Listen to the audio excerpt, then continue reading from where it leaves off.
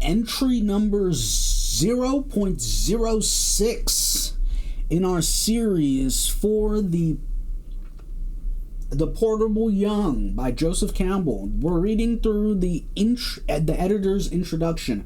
Go back to previous entries if you would like to see what we've been discussing here in terms of Joseph Campbell and his editor's introduction.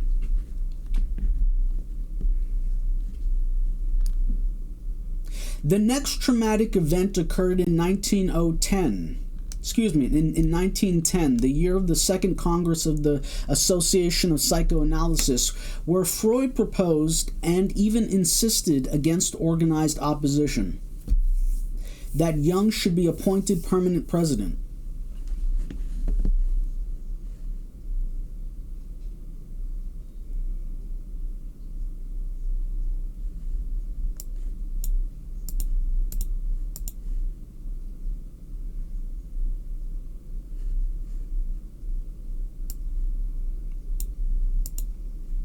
"My dear Jung," he urged on this occasion, as Jung tells, "promise me never to abandon the sexual theory.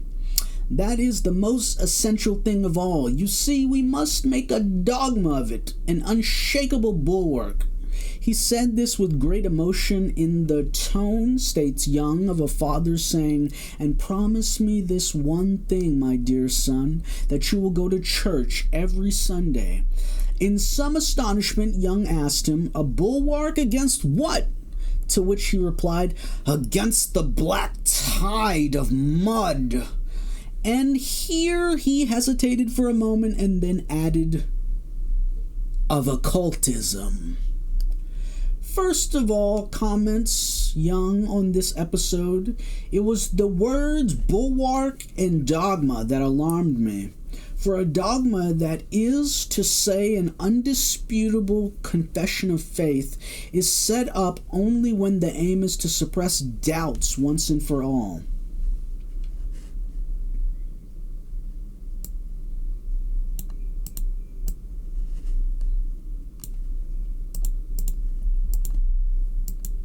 For a dogma. So what have we been doing this whole time? We're going through the Scholar Physician, the second period, volume 3, 4, and 5. And Joseph Campbell is going through and describing these early circumstances, which we have already went through this, but I'm just doing a recap. He's talking about the Scholar period, time with Freud,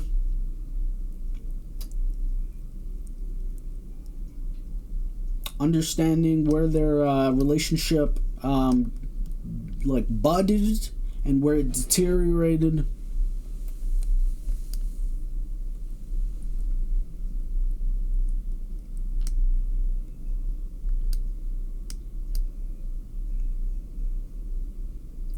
Stuff about death wishes, because Freud, Jung clearly had an inclination towards understanding elements of the psyche that Freud was unable to not view but through the lens of sexuality.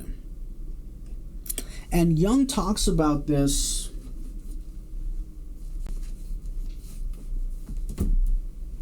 in surprisingly cogent terms in the Portable Jung, specifically in relation to on the relation of analytical psychology to poetry.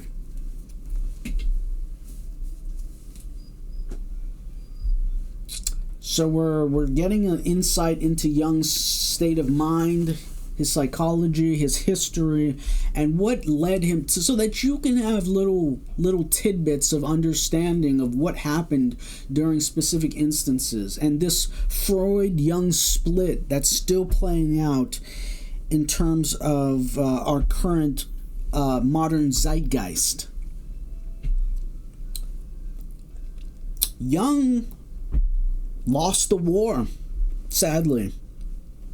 It should have been Jung that we referred to in the place of Freud as a superimposed doubling of how we view psyche in terms of our collective and individual and personal unconscious. And that's a work that we will have to build upon over time as we try to republish and re-put Jung's work back out into the modern landscape in our modern terms. That's our goal, that's our journey, that's our sort of discovery period, to be able to frame Jung in modern language. So we started with this conceptualization of Jung liking to think about somnambulistic states and understanding how that relates to autonomous, what could be thought of as complexes or automatisms of the unconscious, be it personal or collective. And then really being like, yo, we're studying this. Yo, what's going on with the psyche? And then bringing that to his, the 19-year senior. He was 19 years his senior, Freud.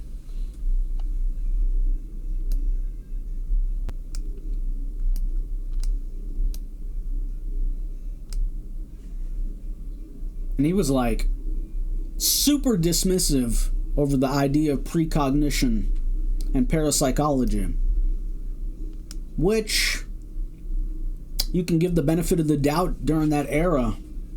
It was such a materialistic age coming out of the Renaissance. What did it amount to? We can see. We can hope. We can feel. We can know.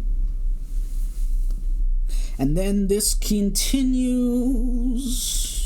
because during that moment, Freud and Jung had like a weird catalytic exteriorization phenomenon, which they wrote about. A catalytic exteriorization phenomenon. That's sheer bosh. And really trying to reconcile this with their theory.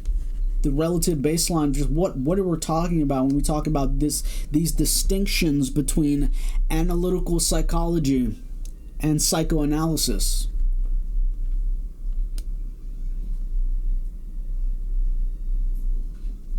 And then talking about how this relationship was like that of a father to a son, even though they were peers, but because of that age difference, it's hard to jump around with it. And then the peat bog corpses, and then that as an association with what we're saying is as an association with what Freud might have considered a death wish related to him. And then Jung analyzing Freud's dreams and vice versa, and then coming up with this triangle motif of what was going on with Freud, his wife, and his wife's sister.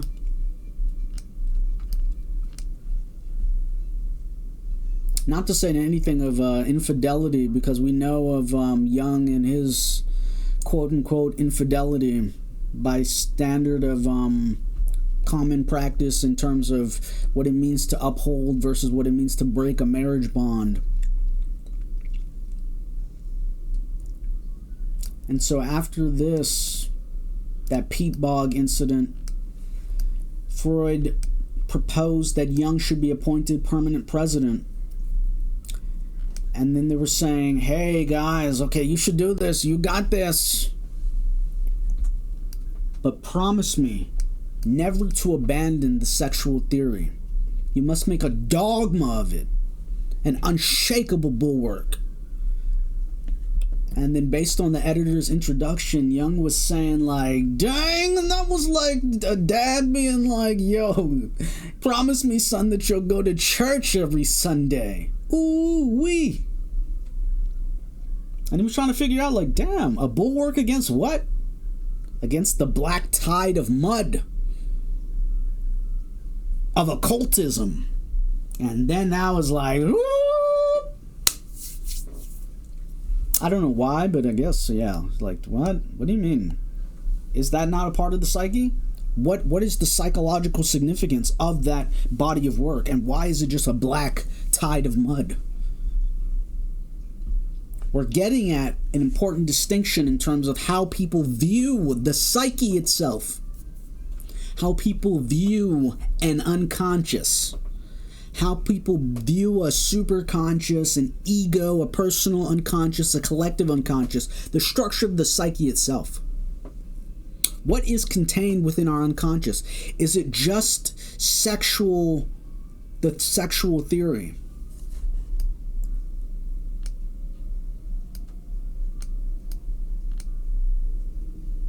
Is it more? Is it mythology?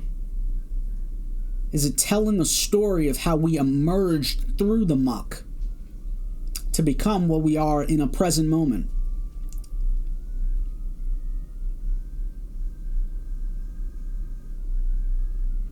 This is the types of questions that we ask ourselves to try and figure out. So we continue.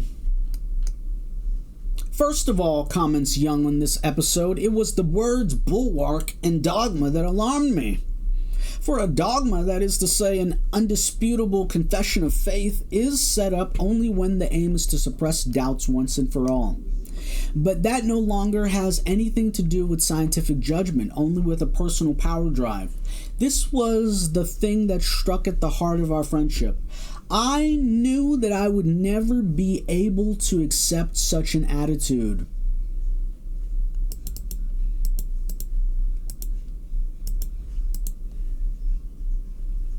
What Freud seemed to mean by occultism was virtually everything that philosophy and religion, including the rising contemporary science of parapsychology, had learned about the psyche.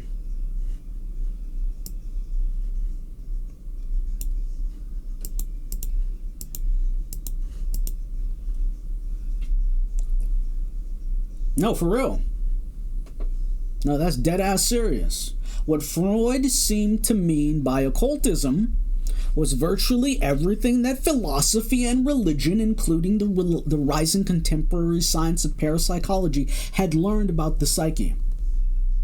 What Freud seemed to mean by occultism was virtually everything that philosophy and religion had learned about the psyche. To me, that the sexual theory was just as occult. To me, the sexual theory was just as occult. That is to say, just as unproven a hypothesis as many other speculative views. As I saw it, a scientific truth was a hypothesis that might be adequate for the moment, but was not to be preserved as an article of faith for all time. So I want to sit with this, and then when we come back, we'll come back on the next paragraph.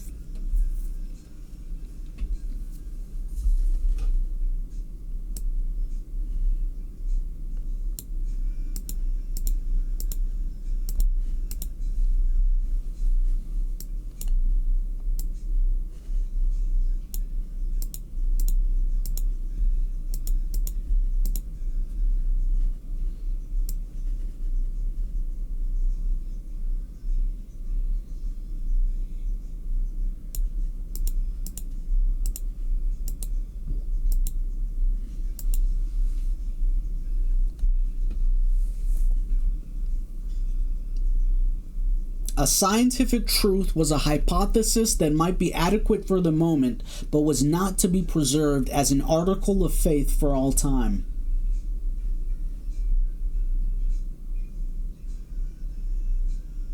We'll pick this back up in our next paragraph.